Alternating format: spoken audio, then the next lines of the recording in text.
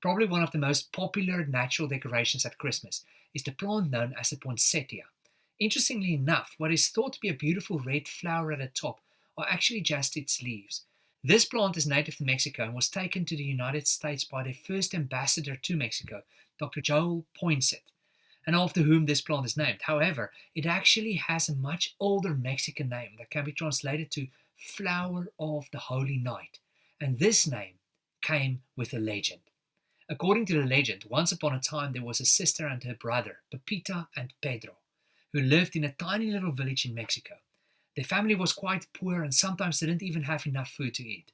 Despite a lack of earthly possessions, Christmas was always a special and a happy time for them. And usually the local church put up a magnificent nativity scene.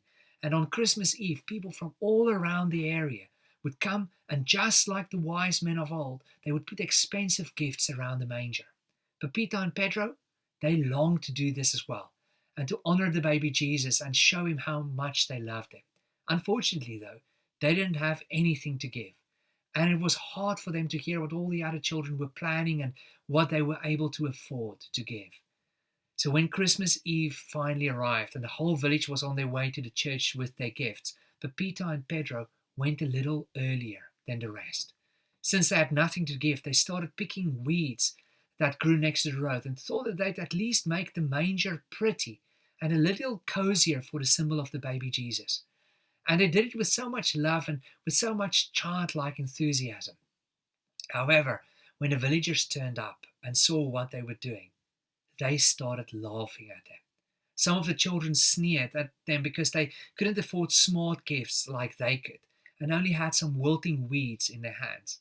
Pepita and Pedro were incredibly embarrassed, and as they turned red in their faces and tears glistened in their eyes, something amazing happened.